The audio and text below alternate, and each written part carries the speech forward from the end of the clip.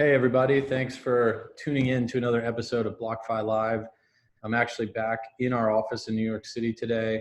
I'm not wearing a mask because no one else is here, and I intended to record this in our normal BlockFi Live studio setup, which we used to record all of our episodes from, but I couldn't figure out how to turn on the lights. So I'm in one of our conference rooms. You might be able to see, a nice view of New York City buildings over there. And we've got an awesome guest and an awesome episode today. Adam Healy is our Chief Security Officer. He joined the team relatively recently. We were very fortunate to get Adam on board at BlockFi, and he's now heading up all things information security, physical security, cybersecurity, and we're going to dive deep into all those topics today. So Adam, thanks for taking the time to come on the YouTube show, man. It's my pleasure to be here, Zach. So let's start with just an introduction on yourself and your background. What were you doing before coming to work with us at BlockFi? Yeah, so done a lot of things. As you know, and I think as some of those listening probably know as well. I've noticed an uptick in my LinkedIn views since starting at BlockFi. So that's I think that's a good thing maybe for my own personal analytics. But I've spent a number of years, about 15 years, in the technology and security space. Before this was CSO at Bakkt, which everyone in crypto knows is ICE/New York Stock Exchange's subsidiary that is focused on crypto digital assets. And before that, spent a little bit of time at a startup that was acquired by Bakkt. But really, I think grew up professionally in the government space. So I was an active duty Marine, spent some time consulting back for the government, and then spent a handful of years in the intelligence community and the DoD space as a federal civilian. Awesome. And so, you joined BlockFi, what was it, like 6 weeks ago now, between a month and 2 months ago? Yeah, right around there. And, we also had a security incident right around that time, which, was one of the first things, obviously, that you dove into when you came on board. So, tell us about that security incident that the company experienced in May. How did it look from your perspective? And maybe if it was one of the things that motivated you to join the company. I don't think when we first started talking about it, we weren't. I think it was before the incident even happened. But tell us about that from your perspective and give the folks some more details maybe about what went down. Yeah, I mean, we started talking. I actually was telling a story just the other day about how you and Renee, and I think a couple others, were my last official happy hour before New York went into quarantine. You have a busier social calendar than I do, so maybe I wasn't your last one, but it was definitely, I think, my last. It was right around early March, and I think as I took some time off and was looking at different opportunities.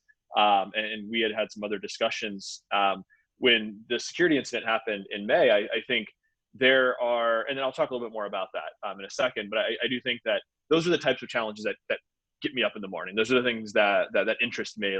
One, all of the business side of BlockFi, all the good things it's doing for the crypto ecosystem and the industry and the community, those are all table stakes. You have to be doing those in order to be a place that people want to come work. And as we both know, a lot of people want to come work here, which is great. But for me, it's really those hard problems that I get excited about, that I want to start solving and helping contribute value and add value to. I think it would be a bad idea for both of us to have a conversation to not address what happened in May. I think we'd get lots of love on Twitter if we didn't do that. So I think this is a good opportunity to do that. Great. And I think having come in, having spent a lot of time looking at that, reading through all of the reports, looking at the work that was done in both the preparation, the response, and the postmortem, it was pretty obvious to me that a lot of things worked as designed.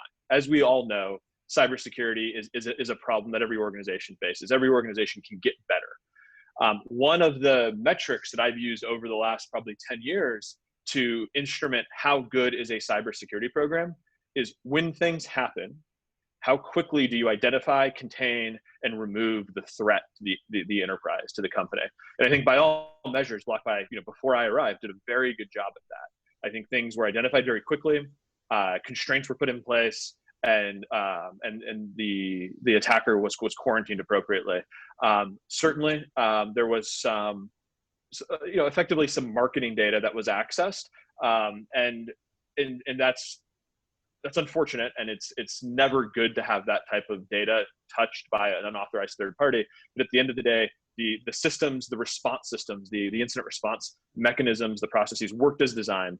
And I think from here, and kind of coming on board and having looked at everything that was done to date, I'm just really happy to be able to be building on something where there's already a good foundation in place, kind of taking it to the next level as we scale up as a company, as headcount increases, as business operations increase, and as we have a lot of exciting things in the product pipeline, being able to kind of bake in security more thoroughly across the board.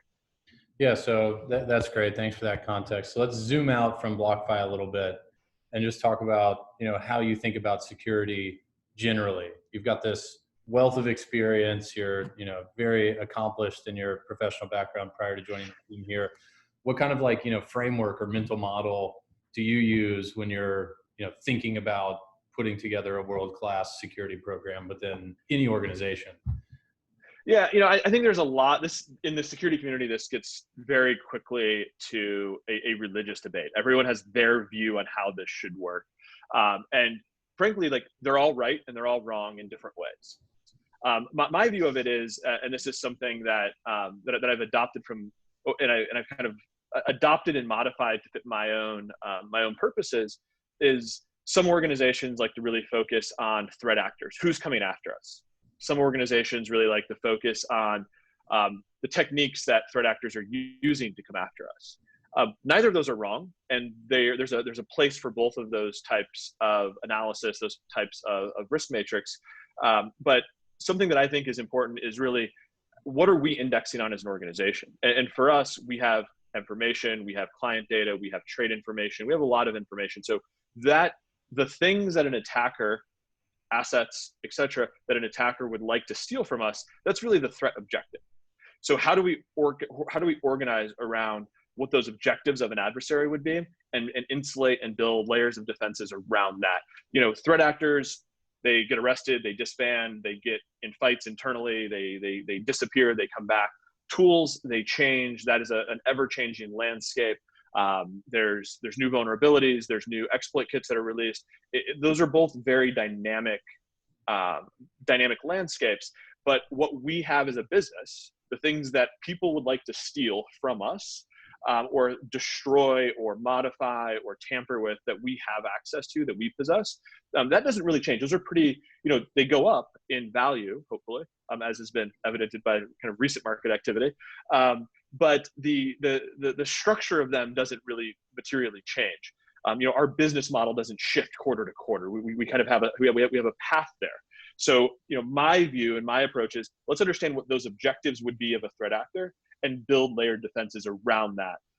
And I've done a lot of that work.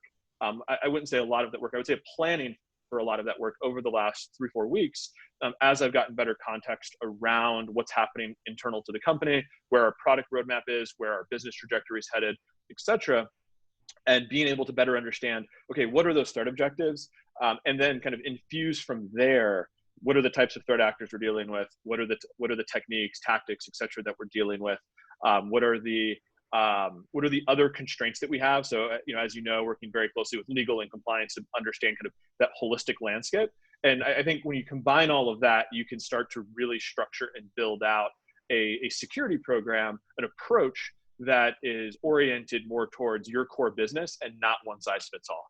Yep. And, some of this stuff was in motion already. You're making reference to the incident response and the way the system was architected, when you joined. But I'm sure that, given you coming on board to lead specifically the, security operation at BlockFi, and you've got some great folks joining your team very soon as well, I'm sure there's some, tweaks or additions or changes that we're making to our roadmap now. So maybe talk a little bit about some of those things that are coming down the pipeline that you and your team will be focused on over the coming months and years. Certainly. What we've done, what we've laid out is 7 major initiatives across the organization that are focused on security. Some of those are things that have been treated as first order problems historically at BlockFi. Some of those are really only now becoming problems as we're scaling up. We're becoming more international. We are becoming, our business is expanding. The types of products we offer is expanding. And frankly, we're just a bigger target now. I forget which article it was in most recently, but the first time that the $1 billion was referenced, the $1 billion that are on the platform was referenced. That's we're painting a big target. So I love good PR as much as the next person, but then I put my security hat on, and I always cringe when I read those things, because somebody has to manage the security risk for that. But I think across 7 major initiatives, and those aren't novel concepts. Anyone that has worked in technology or worked in fintech or worked in security can certainly relate, right? It's hardening corporate identities. It's hardening corporate endpoints. It's bringing in more tools so we get more data, telemetry data off of devices, and we can better understand what's a threat and what's good behavior, and analyze and provide analytics on top of what we're already doing from an infrastructure perspective, but applying more of a security optic to it.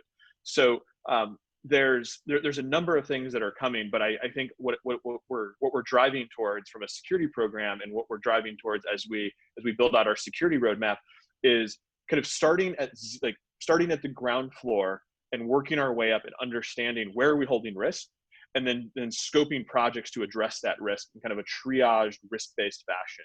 And we've identified, like I said, 7 major initiative areas, and some of those are everything from a 2-day project that we'll be able to knock out real quick, to something that's a multi-month, deeply integrated with the product team initiative that's going to take considerable resources to deliver. But really, the way I think about it is, there are some foundational components that we have to get right, and I like to think about things from almost and it's kind of anecdotal given where we are with the coronavirus and other things, but I like to think about things as security hygiene. And the analogy that I used for years, and I need to stop using it given the pandemic that is unfolding, is you can take all the antibiotics you want, but if you don't wash your hands, you're still going to get sick. And I feel like that's core security hygiene. So while that's been something that BlockFi has taken very seriously historically, it's leveling it up to the next level as we're growing as a company, as we are a bigger target, and then bringing in to bear additional kind of more advanced security services, advanced analytics, other things on top of that, that's going to allow us to keep the organization safe, keep our people safe, and also to keep our customers safe as we grow. Yeah, that's great. And let's talk a little bit about how the platform works today. One of I'd say probably the 2 most frequent questions that we get that are maybe not specifically related to cybersecurity and our approach to it, but they are related to security of assets and funds on our platform, are how do we custody assets, and is there insurance coverage for whatever system it is that we're using to custody those assets. So maybe shed some light for folks who aren't familiar with the answers to those questions already on how that works at BlockFi. Sure. So custody in crypto is an interesting topic, and I've spent the last 3 years of my life or so focused on custody in one flavor or another. And it's funny, I think I tweeted recently, with everyone trying to move into the prime brokerage space, it's almost like custody 2 years ago, everyone wanted to be a custodian. It's like prime brokerage is the new custody. It's the new hot thing that everyone's wanting to build. Yeah. But so what is custody? Really what we're talking about is control of private keys that allow you to move assets on the blockchain. We have a very robust operational procedure around how we do that, and we use a number of different tools, some that are proprietary, some that are commercially available, to allow us to do that in a safe way. Ultimately, at the end of the day, our primary custodian is Gemini Trust, through a venture fund that is associated to them. They're also investors in BlockFi, so there's a lot of overlap there from an organizational perspective. The piece where insurance becomes a bit nuanced is probably the right word, is the complexities around what it takes to safeguard crypto assets are not something that fit neatly into the traditional insurance market. So while our assets are custodied with Gemini, we have an insurance policy that we are subjected to through the Gemini custody operations, through the Gemini custody product that we're part of. And I certainly wouldn't want to speak for Gemini on the nuances of their insurance policy. But there is an insurance policy, which I think is important to outline. It is applied at the custodian level, and we really treat Gemini as a service provider to us, as a qualified custodian that we are a customer of. And that's probably the easiest mental model, the easiest way to think about it.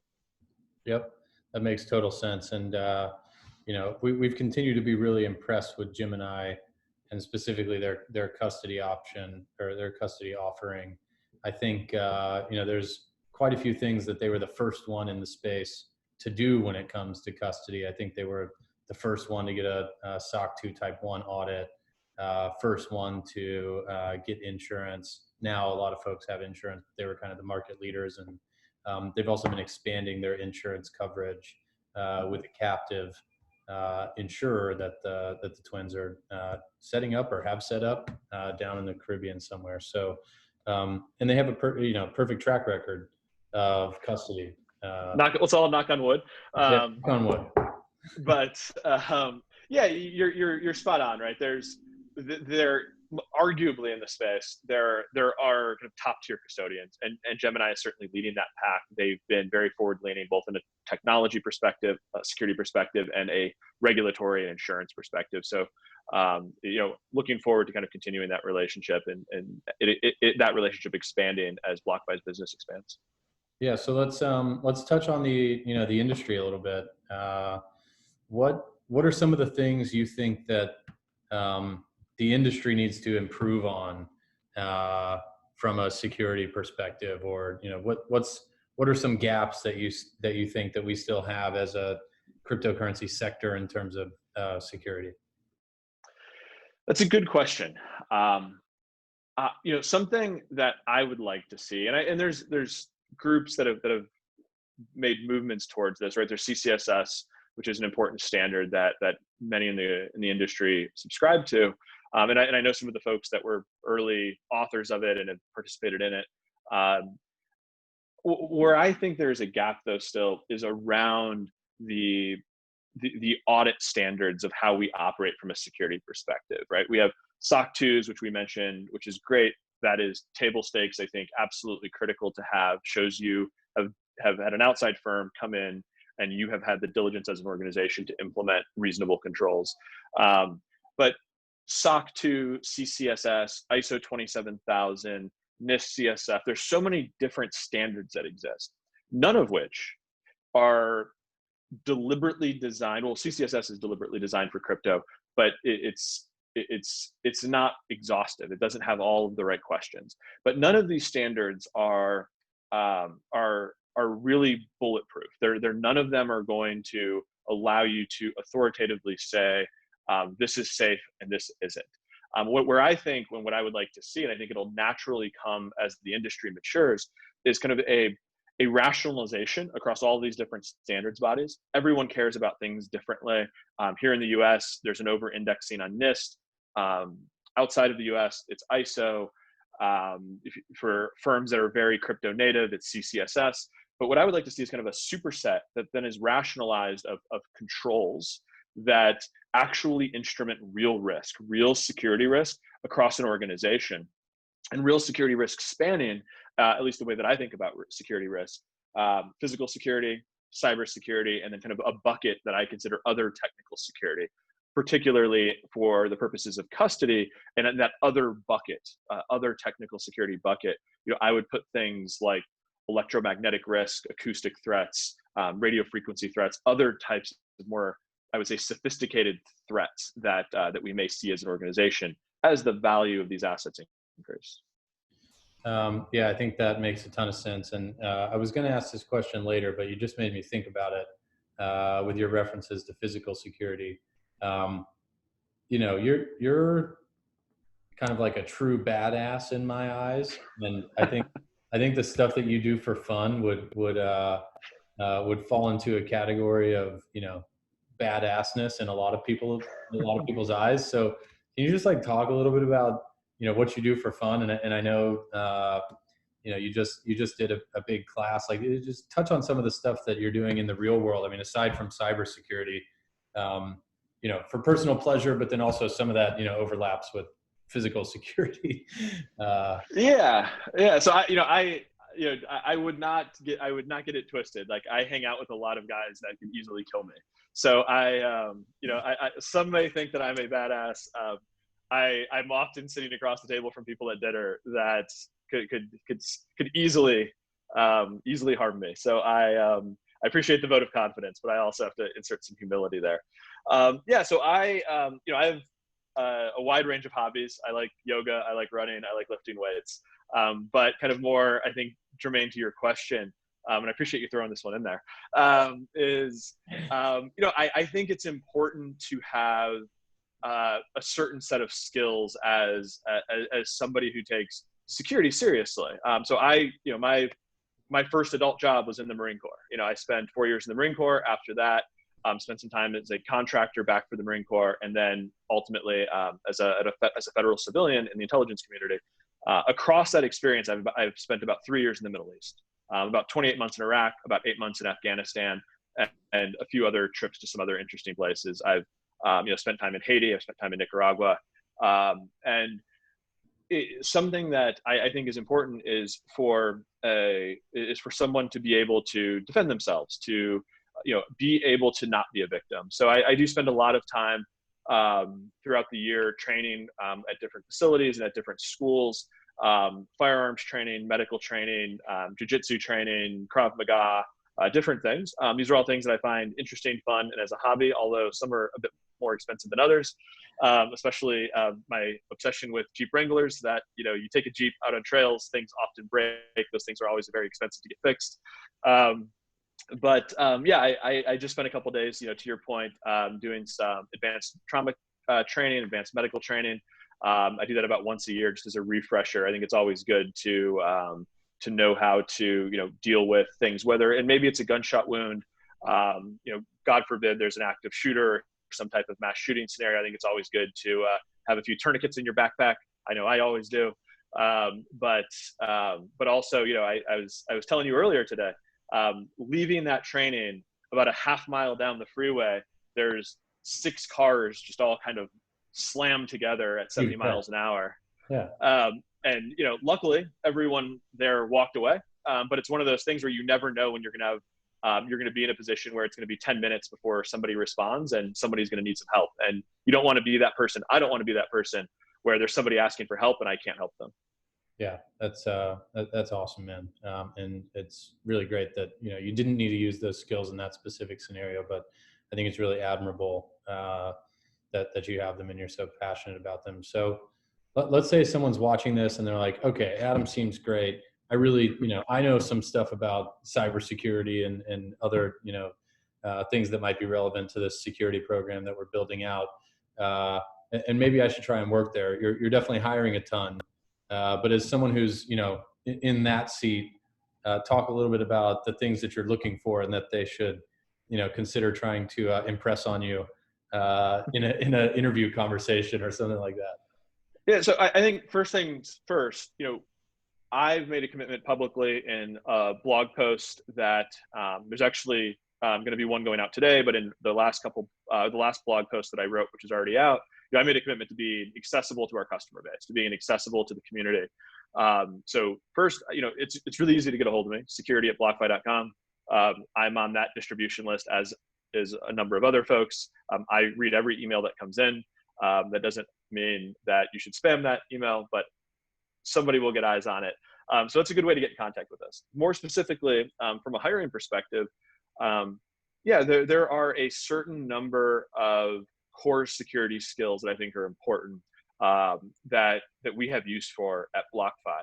I think, what are the 3 questions I would ask? I don't know. If you follow me on LinkedIn, which everyone should, I recently wrote something about, anyone who's interviewing for any security role should know the difference between encoding, hashing, asymmetric and symmetric encryption, like table stakes. That's a good litmus question to just ask, and kind of get out the door. And you would be surprised. I mean, you probably wouldn't, but you would be surprised at the number of people that I would fail.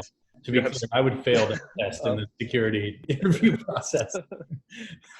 Well, yeah, I mean, you would be surprised the number of people that have spent 3, 4, 5 years in security and can't answer that question. So I think I have a collection of questions that I use kind of as screening questions. But I think most importantly, what is important is aptitude, attitude, and just hunger and willingness to work. You have a good attitude, you're a reasonably smart person, and you are willing to crush it.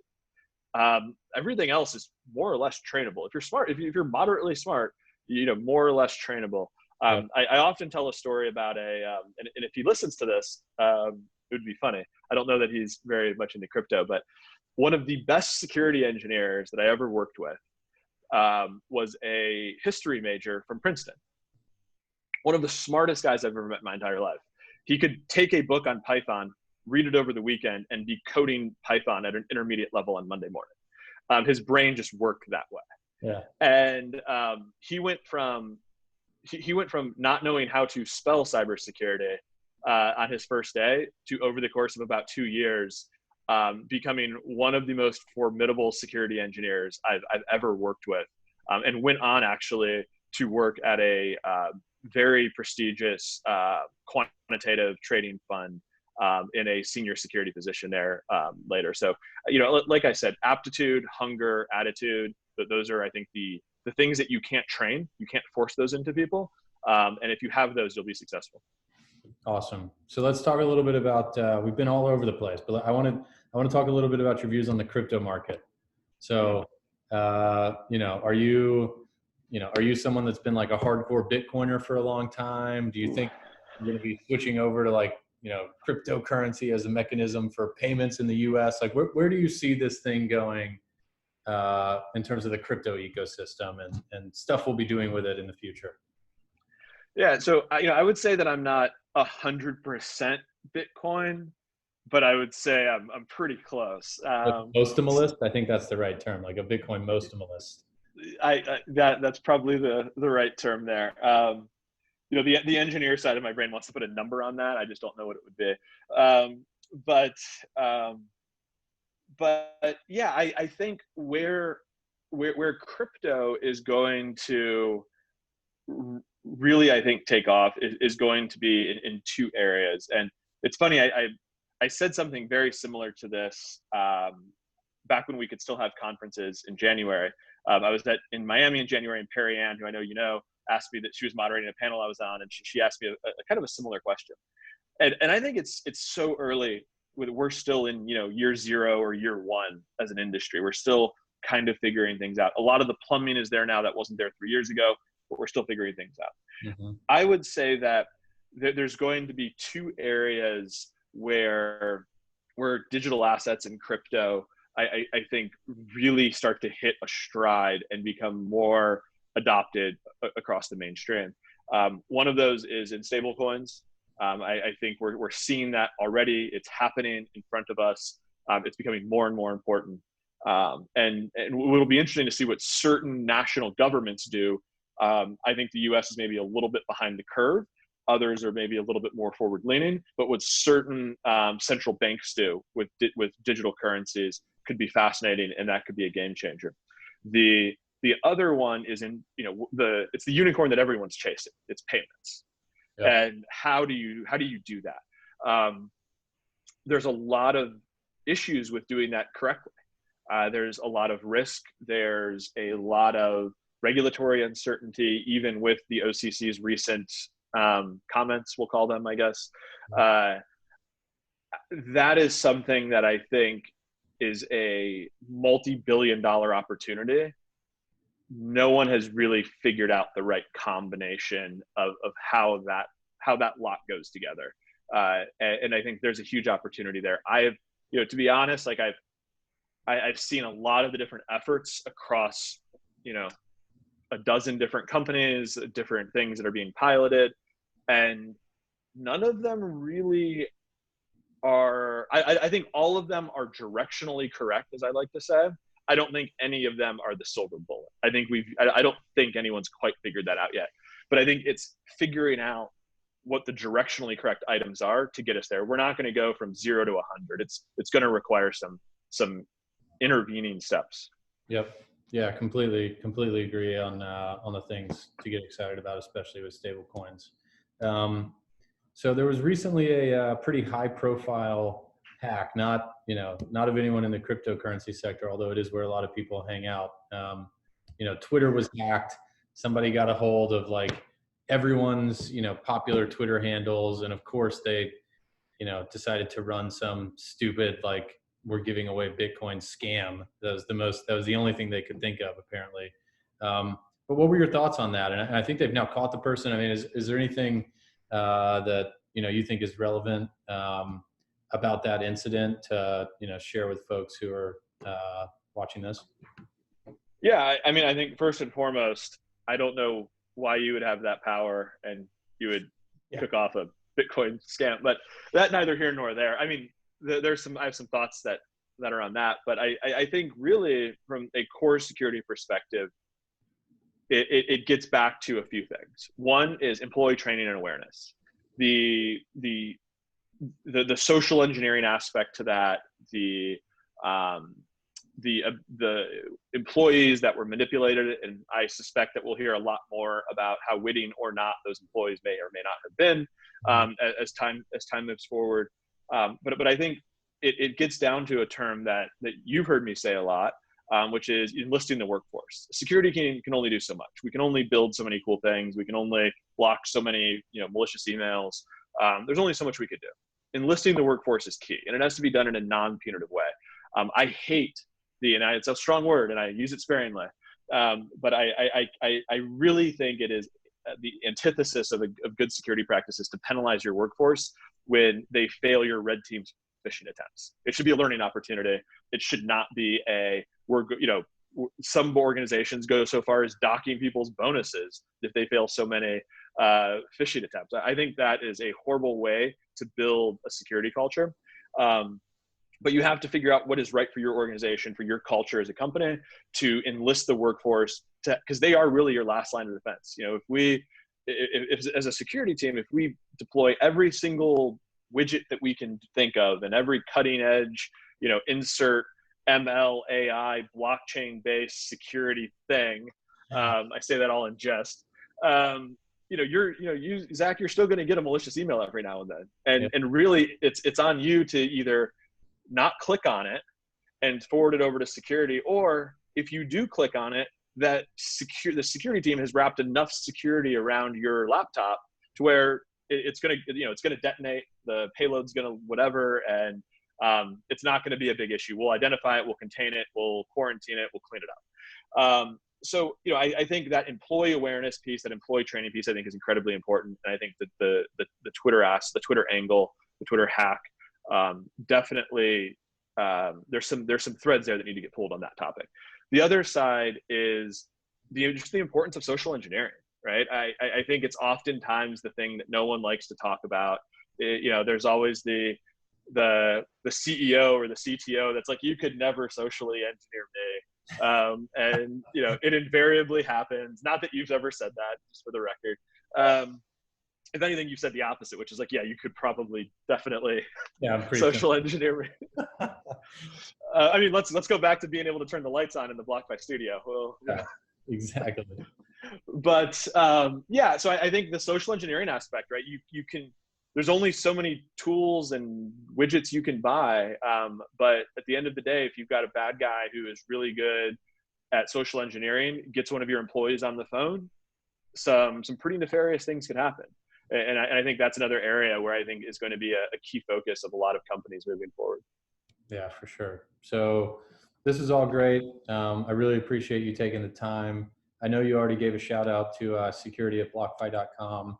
Are there any other handles you want to plug? Like, I know you're relatively active on Twitter. If you want to say your Twitter handle, and then I don't know, any other closing thoughts that you have. And you don't have to have it, by the way. Yeah, so Adam _T_H on Twitter. happy to always have followers. Every now and then I say something witty, although not often. The other side of it is, yeah, on BlockFi's LinkedIn, you can look at various jobs we have posted. You know, if you're a fit for one, apply. If you're not, and you think you have a resume that you think there's value that you could bring to the company, shoot us an email at security@blockfi.com, and I can, I say this now, and then we'll get 10,000 resumes in the email box. I won't be able to look at them, but I'll say this now. If a resume comes in, I have every intention on reviewing it, with the caveat that if we get 1,000 or 5,000 in, I probably won't be able to review all of them. But I can attempt. It's the best I can do. You'll pass it off to the other people that are joining the security team soon. Make them look at all the resumes. Yeah, I take hiring really seriously, and while I always like to think I hire smart people that I trust, the size of the team right now, I not only do I plan to look at every resume, I plan to interview every person. So it's just going to be the way it is until we scale things up a little bit. Awesome. Well, thanks so much for doing this, Adam. Everybody, you heard it here. If you have questions or thoughts, hit us up on Twitter or in the YouTube comments or security@blockfi.com. And thanks for tuning in. See you.